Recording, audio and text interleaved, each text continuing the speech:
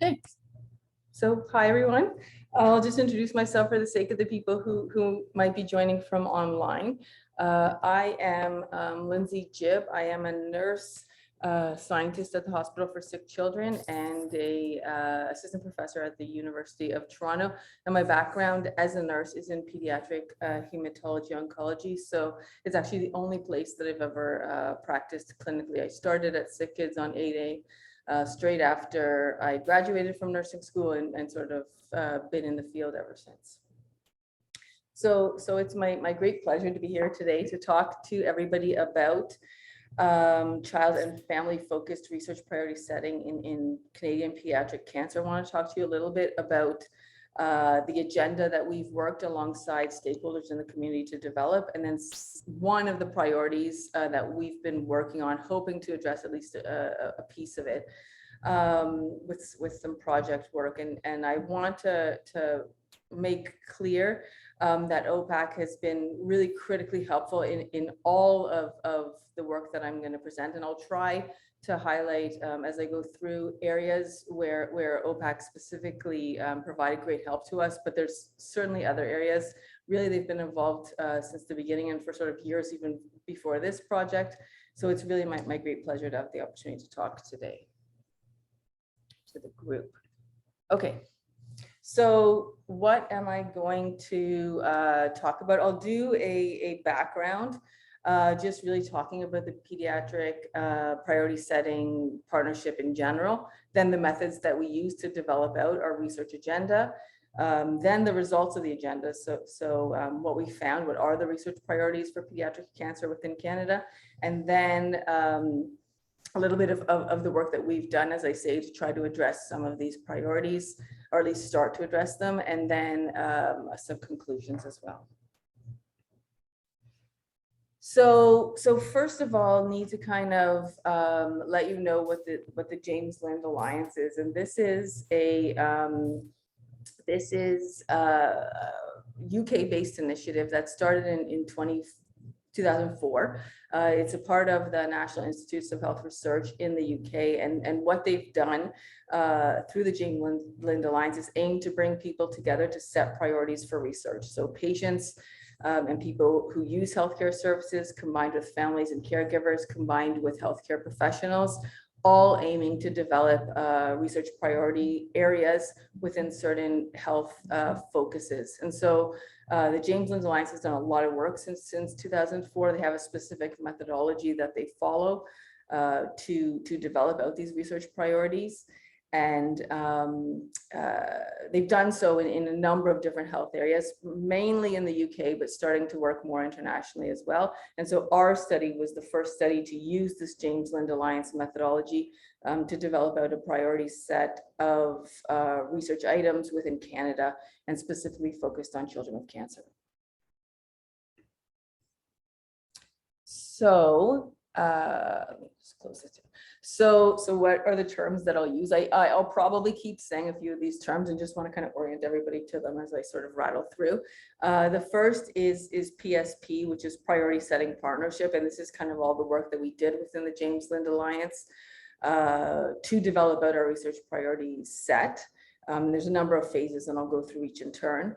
The second is our steering committee. So we have a group of pediatric cancer survivors, family members, and clinicians who supported us throughout this project, guided kind of the steps that we took in developing out the priority set of research items. And we followed, as I say, that James Lind Alliance, but certain there were certain instances along kind of working through that James Lind Alliance methodology where we kind of hit decision nodes and needed help as to which way to proceed. And our steering committee was absolutely key in doing that. And then stakeholders or community members who really are children with cancer, survivors of pediatric cancer, their family members, clinicians, and also those people who work in clinical research at hospitals, mainly on the trial side with children with cancer. So what is really the purpose of the PSP? It's really to identify and prioritize evidence uncertainty. So research questions that can be answered by research. It's stakeholder centered, as I mentioned, so involves patients, carers, and clinicians. And the aim is really to develop out this set of research uncertainties that can then inform research policies, funding decisions, and the work that researchers do. So making our priority list and then getting it out to the scientific community to get the work done. This is a slide for those of you that can see it, that just shows the steps of the James Lind Alliance methodology and really how we did our priority setting partnership. And I'll go through each of these in turn. So the first, as I mentioned, was our steering group formation, and we were able to work with a number of different agencies across Canada, including luckily OPAC, to be able to develop out our steering committee. We also worked with the hospitals to identify survivors or patients who might be interested in being involved, and also clinicians at the Canadian hospitals as well. Built out our steering committee, and it, at the end of the day, ended up being made up of 1 librarian, 3 researchers, 3 pediatric cancer survivors, 5 clinicians, and 3 parents. And a number of those people sort of fit different bills. So a number of our clinicians actually were also pediatric cancer survivors. Researchers like myself were also clinicians. And actually one of our parents was also a librarian. So it was a really nice group to get to work with. And then so then what did we do next? We had the steering group. We wanted to gain knowledge from the community related to the pediatric cancer research priorities that they had. So in order to do that, we had to kind of leverage social media. We initially had a plan to kind of get onto hospital units. We were going to work with OPAC, for instance, at Sick Kids to identify parents at the hospital. But we started this project right at the time that the pandemic hit. So couldn't really get onto hospital units, had limited capacity to attend conferences, meet people that way, limited capacity for face-to-face meetings. So kind of we did the entire thing virtually, and a lot of it using social media. And our first step was really to see what methods related to social media were already known, and leverage those. So if there was anything in the literature that kind of dictated how we should use social media to get at communities and learn what their research priorities were, we wanted to find that out. And Surabi on my team, who's a medical student, did that work and was amazing in conducting that literature review, and she's now published it. But the results of the review really helped us to know that we were going to use sort of 3 primary social media platforms to reach the community: Facebook, Instagram, and Twitter. We were going to launch our surveys and all of our recruitment materials bilingually, both in English and in French. We were going to engage organizations, children's cancer organizations like POGO, and sort of beg and plead that they help us to tap into people in the community, and also use stakeholders, so people who we knew, to try to ask others that they might know in the community to participate in the project. And then all along, Surabi used social media analytics to see sort of who was participating and who wasn't. And we tweaked our strategy to try to reach communities that we hadn't tapped into. And I'll talk about that in a minute as well. So what did we do then in terms of gathering these research questions through our initial survey? This slide here shows you the steps that we took to gather research uncertainties or research questions from the community. Again, I'll go through each of the phases in turn. The first phase was really just to develop a survey. And so we worked with our steering group to do this. The survey has kind of an introduction process review just to let people know what the ask is. And that is that we needed to know or wanted to know what research questions they had. We then asked a few demographic questions. We then asked the community to send us the top 5 questions they had related to pediatric cancer, and then concluded the survey. This slide shows some of the questions from the survey. You can see we kind of had separate surveys for family caregivers or friends of children with cancer, a survey for children with cancer or cancer survivors, and then one for clinicians as well. We then launched that survey, and this slide, I don't know, people in the room can't really see it, but it shows the, Sarai, would it be helpful to turn that so people, I don't know if people want to see sort of what I'm talking about as I rattle on a little bit. It might be a bit helpful. Perfect. So this slide shows some of the posts that we developed for our social media campaign. And so Robbie, on top of being a medical student, on top of being a research assistant, is also has a background in art. So, so she was able to really create these posts. We also worked with an amazing collaborator at OCAD-U to develop some of the graphics, all of it to give the campaign kind of a nice feel, an attractive kind of feel to get to hopefully engage people and get those questions from the community. So we were really happy with those posts.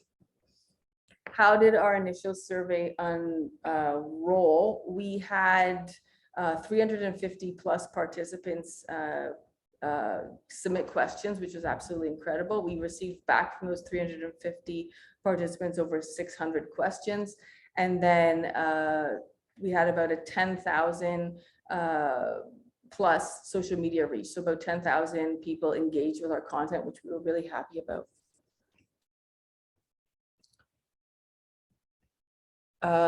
So then kind of who were those 350 people? Mostly it was family members. So 51% of our respondents were the family members of children with cancer or survivors of pediatric cancer. And then about the other half sort of evenly split between patient survivors and clinicians. They were most often white, and then the last graphic there really just shows you that they were most often female. So the dark orange bits of the bars showing you how many across each participant group were female. So then we had kind of these 600 plus questions, and then our next step was really sort of to get that 600 into a workable number. And a number of the questions were actually focused on the same thing, so worded differently, but really asking the same research question. And we went through the 600 to collapse where we could. So you can see here, there's kind of 4 questions that were submitted by our participants, and they all kind of were summed together to read, how do we prepare patients for the long-term effects of pediatric cancer? And then once we had those summary questions, those collapsed questions, we then grouped those into categories, and that categories that they sort of related to. So you can see here, there's a category with a few questions under it where the summary questions focused on access to novel therapies. We had some category related to accessing clinical trials, and then relapse as well. And in total, we had 18 of these categories of questions. And the reason we kind of did that categorization was to support our librarian and our parent, who's also a librarian, in doing the next stage, which was really to search the literature in each of those 18 categories and develop us out a database of all the research in pediatric cancer related to relapse or related to access to clinical trials.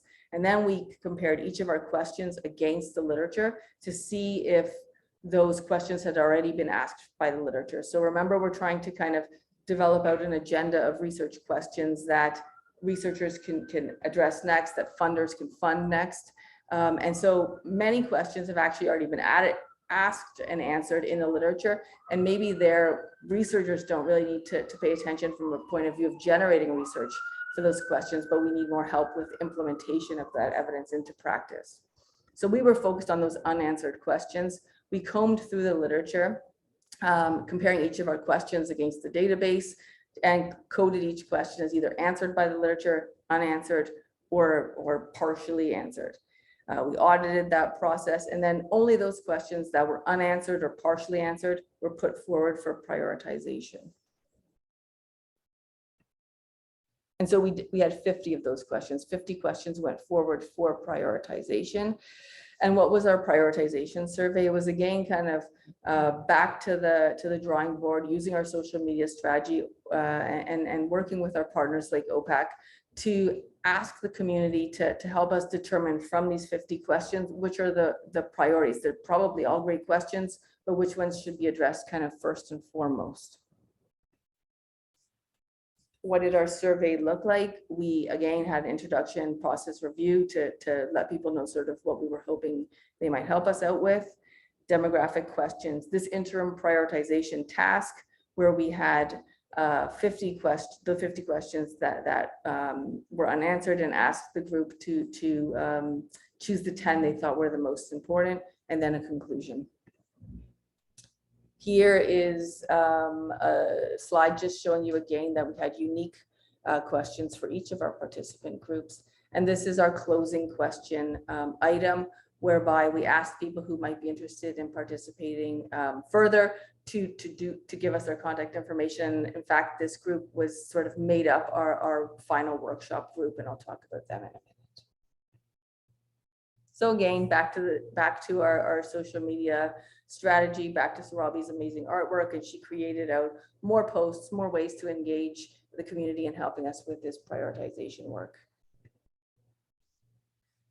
So what did we do here? Sarabi really relied on social media analytics to look at sort of who wasn't participating in the study, identified those underrepresented demographics, and then revamped the category to try to get the strategy rather to get those people to participate. So for instance, if we didn't have somebody from Alberta, Sarabi might make a post that said, hey, everybody from Alberta, we want to hear from you. And then what I really think was key here actually was engaging with our steering group and the partner organizations such as OPAC to help us get the word out. We were kind of ticking along with a few people participating in this project through our social media work, but once we kind of tapped into our partner organizations and asked them to help, they reposted our posts, they blasted out our request to people they had on their kind of email contact lists.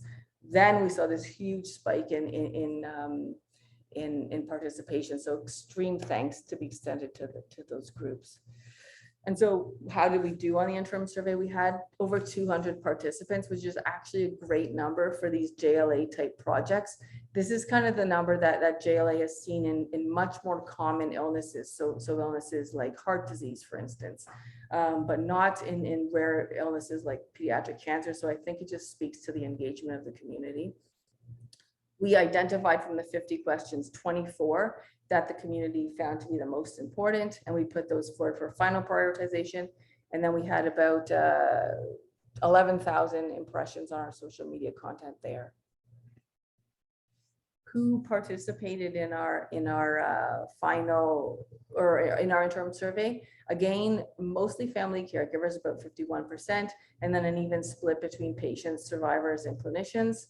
The second figure there, a bit more difficult to see, but shows you most of our participants were from Ontario, although we did have participants in kind of a proportional way from the other provinces and territories. So our participation numbers sort of mimic population levels across Canada.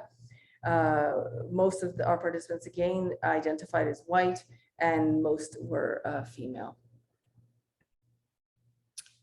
This slide a bit difficult to see, but I'll sort of walk you through it. All of the text there shows you each of these 24 questions, and I'll kind of drill down on those a little bit more in a few moments, but I want to draw your attention more to the colors here. And so you can see that the dark burgundy bits of those bars represent children who participated themselves, or survivors who participated themselves in the project.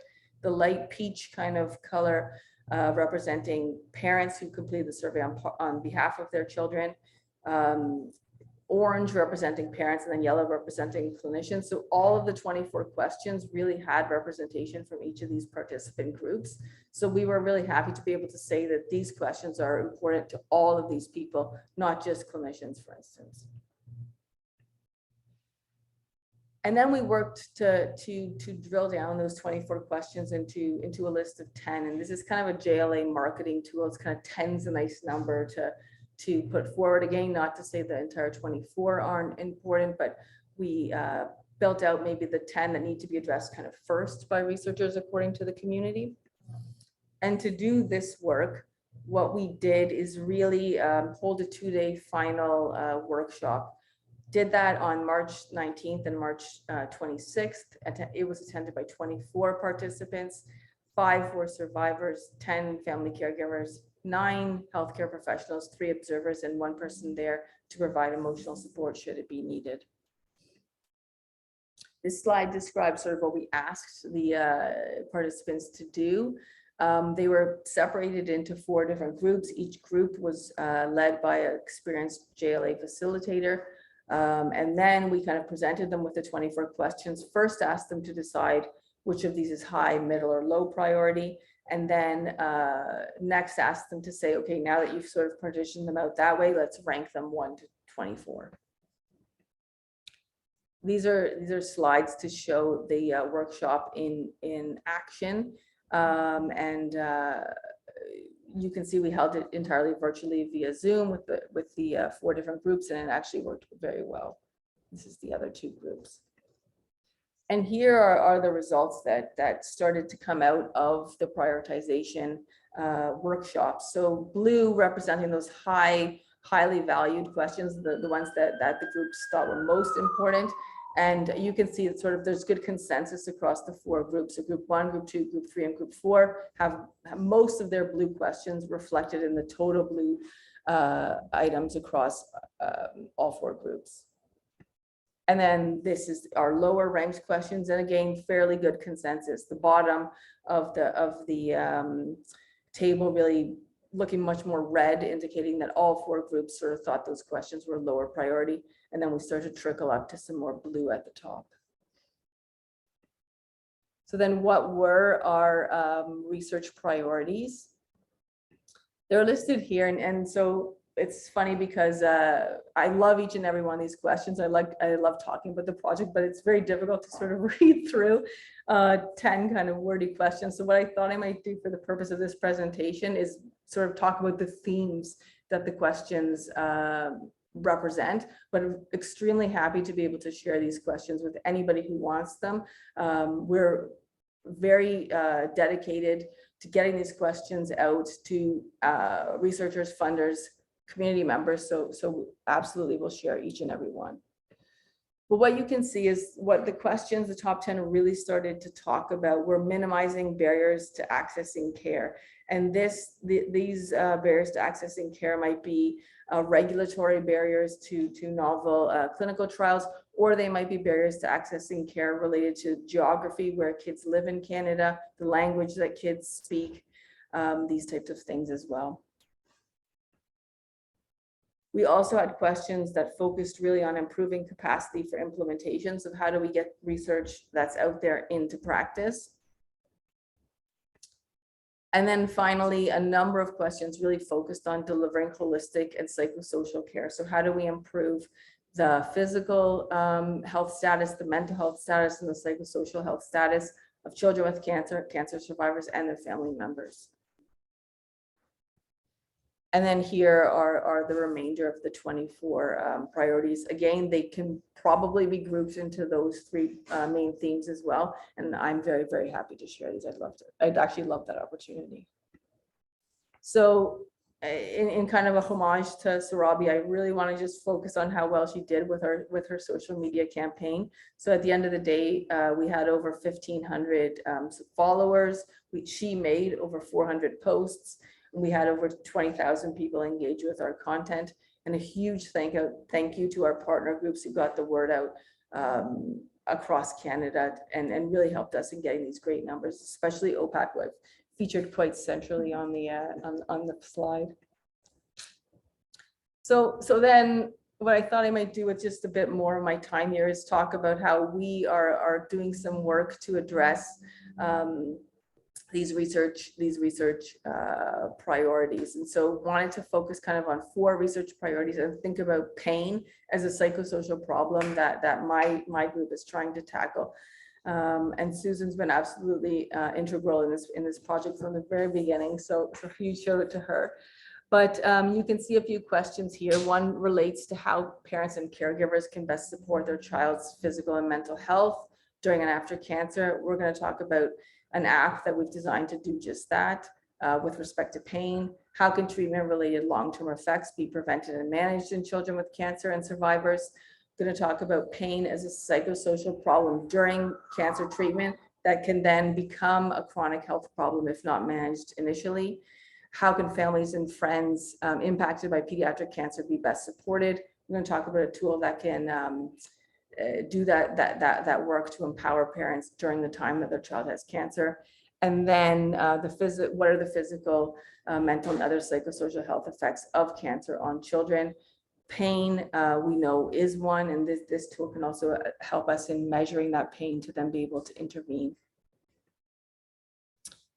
So then to talk about pain in young children with cancer, we do know that most children with cancer experience pain, and I've done some previous work with teens with cancer that showed up to 96% of them actually have pain outside of the hospital. And the pain's occurring despite the availability of evidence-based treatment guidelines. So we know there's good ways to manage pain. We just maybe need better techniques to get that cancer pain management evidence into practice. We also know that pain's occurring oftentimes in environments where management options are limited, like the home, when patients aren't at close access to their care providers, don't have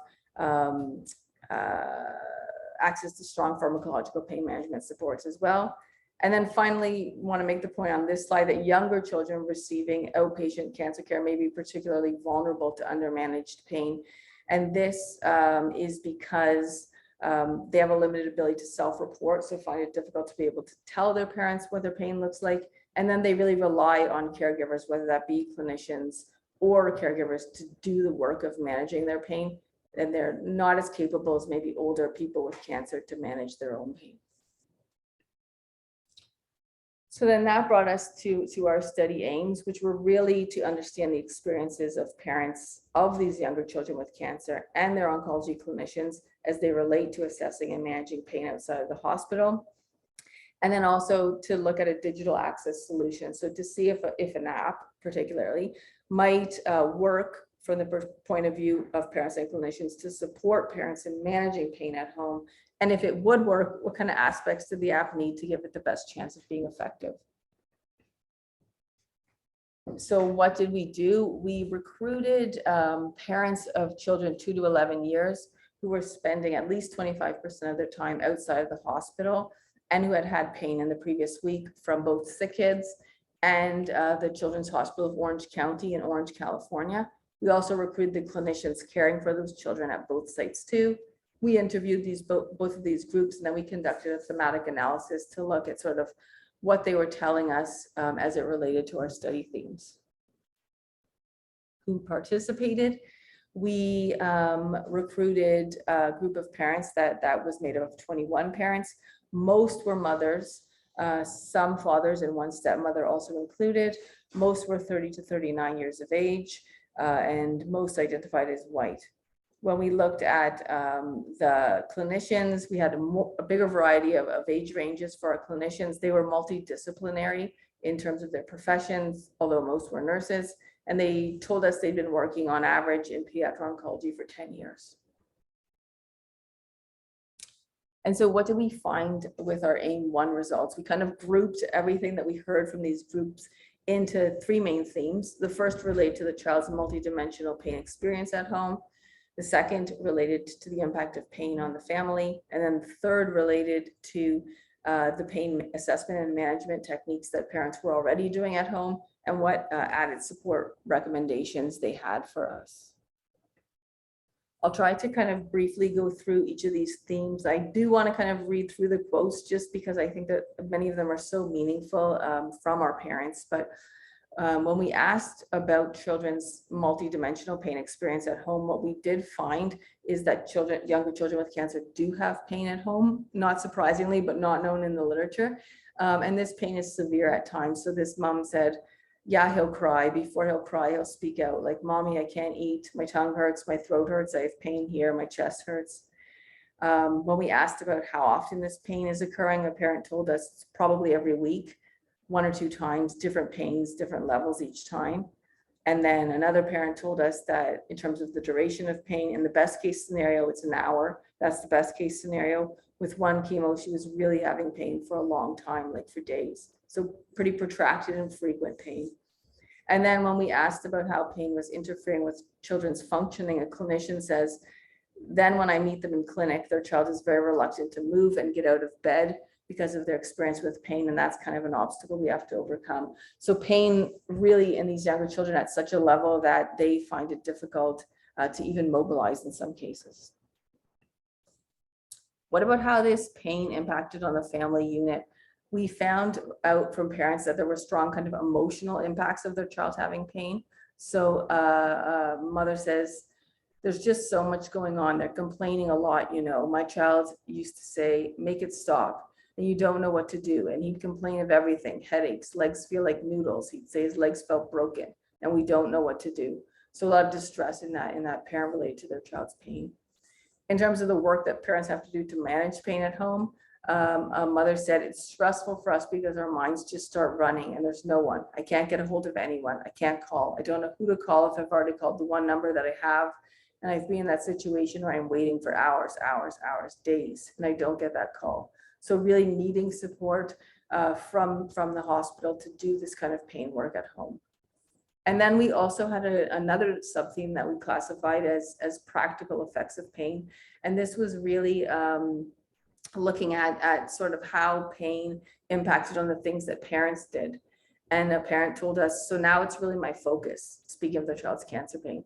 I used to try to exercise, but I struggle with feeling guilty. I shouldn't, but it's something that I struggle with. To like leave him and go running or something like that, it just seemed my head was somewhere else. It wasn't helping me. So making the case here that the child's pain is really impacting on the parent's ability for self-care. What about what parents are already doing at home to assess and manage pain? We learned that parents are oftentimes doing great work using their own knowledge of their child's pain signals, with a mother telling us, so you can tell, now you can tell. Any parent who's had a child in this kind of situation, pain, they can just tell if their child has pain. A lot of parents doing assessment in response to pain cues. So if the child shows the pain, shows that they might have pain, then the parent will ask about it. And a mother said, when I notice a change in his expression, I'll be like, you don't look okay. What's going on? He'll be like, oh, my mouth hurts when I'm eating, or I can't swallow. And then the clinicians actually really spoke about this point, having trouble being able to assess pain in the younger child group. And a clinician says, sometimes kids are crying and unconsolable and they can be indicating pain, but it can also be indicating that they're just cranky or they have a fever or they want a cookie. I don't know. It's not necessarily so cut and dry when they're younger. And then finally, when we asked the group about management strategies at home, we learned that the families are already doing a lot of amazing work managing their child's cancer pain at home, and using kind of this core group of family familiar strategies to do that work. And it was actually really the clinicians that advocated for the parents and told us, you know, the parents are doing amazing work. So one clinician says, our caregivers know their child best because they live it every day and come up with whatever routine or whatever treatment plan works. And then finally, parents asking or telling us too that they're using partnerships with their healthcare team to manage pain, but maybe in that case need some additional support as to when and how to do that. So a mother says that she does contact the hospital, but not always sure sort of when she's allowed to be able to do that. We also asked the group what other recommendations they have for managing pain at home. And really what we heard is that the group wants more family self-management education and resources. So parents have a lot of skills related to pain assessment and management in their toolboxes already, but maybe want more strategies to use in case those are needed. Ongoing and direct parent clinician knowledge exchange. So not only do parents want to hear back from clinicians about how they might manage their child's cancer pain when they need that support, parents are also empowered with amazing knowledge about what the child's pain looks like and what works best for their child, and they want to be able to share that with the team as well. And then also really, and maybe this speaks to the fact that we did some of this work during COVID, but I have heard this in other research contexts as well. Parents really looking for family to family support. So wanting to connect with other parents of young children who maybe have pain and be able to kind of talk it out with that group. And even if that needs to be done virtually. Very briefly, our AIM 2 results. So you'll remember I also wanted, or we also wanted to know what recommendations the group had for an app. Maybe an app-based solution would support some of this work. What should it look like? We heard from the group kind of a number of recommendations. We classified those as kind of recommendations that probably any mobile intervention should have. These included things like simple navigation, accessibility in multiple languages, a family-centered nature, so the child could be involved too. It wasn't just the parent doing the work. If the child needed to maybe use the app for distraction, then that would be possible. And then again, the capacity for the app to support connection with other families. We also heard about kind of aspects that the app should have to do pain-specific work. And these included multidimensional pain assessments. The app should be able to ask important questions about what pain looks like. It needs evidence on how to manage the pain, and this should be physical things like stretching, pharmacological things like medications, obviously, and then psychological things like distraction or mindfulness too, and all of that age appropriate. And then finally, this advice should be delivered in the moment. So if parents have a child who has cancer pain, they kind of want to know immediately what to do, and that makes good sense. And then also the capacity to liaise with clinicians. So clinicians should have some oversight related to what's going on in the app and be able to support parents when they need. And our group let us know if we kind of delivered on those two main buckets, we'd end up hopefully building out an app that does support family caregivers in doing this pain management work at home. And so that's exactly what we're doing. We developed out this app called Pain Care, which stands for Pain Caregiver Resource. We've done work also partnering with Susan at the hospital to check in on the usability of this app. So how do families like it? What issues do they have with it? How can we make it work better for them? That usability testing happened at Sick Kids and again at CHOC in Orange County. And at the end of the day, after kind of multiple cycles of testing, we have developed an app that we think family caregivers like. And are now going to move forward with our next phase. And so what will that next phase be? First, really just want to hopefully drive home the points from the study that pain actually is common and problematic in younger children. Again, we have done studies that showed it's problematic in teens, but it's not been really investigated in children. And hopefully this study can give some credence to what we already know, that younger children also have pain. It impacts on child and family functioning, and a pain app might be an acceptable solution to support parents in managing pain at home. But our future directions are to take this app that we've now developed into a multi-center pilot randomized control trial to start to look at how feasible it is for families to use, and then some signals of how effective it is, and hopefully it can help kids who are in cancer pain. So then broadly, in terms of our priority setting work in general, just want to conclude to say that we hope, we think that we've identified and prioritized some shared pediatric cancer research priorities across Canada. We have really attempted to have strong input and representation from people with lived experience throughout the study.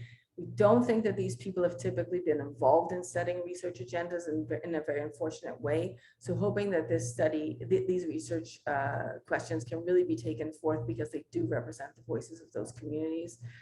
And then the priorities, as I mentioned before, really focus on minimizing barriers to accessing cancer care in Canada, improving capacity to implement evidence into practice, and a call to action related to the delivery of holistic and psychosocial cancer care. So huge thank you then to our steering committee for the Pediatric Cancer PSP, our pain care study co-investigators, our research team, all of our collaborators and collaborating sites as well. And just want to conclude by drawing your attention to our website, where you can find all of this information related to the the PSP. And then if you have any thoughts related to the PSP, would like to know anything about the questions, absolutely feel free to reach out to me at any time. I'm more than happy to share. Thank you, everyone. Thank you.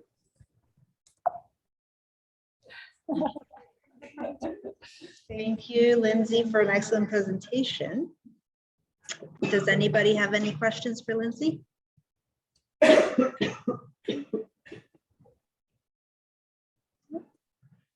I don't think there are any questions.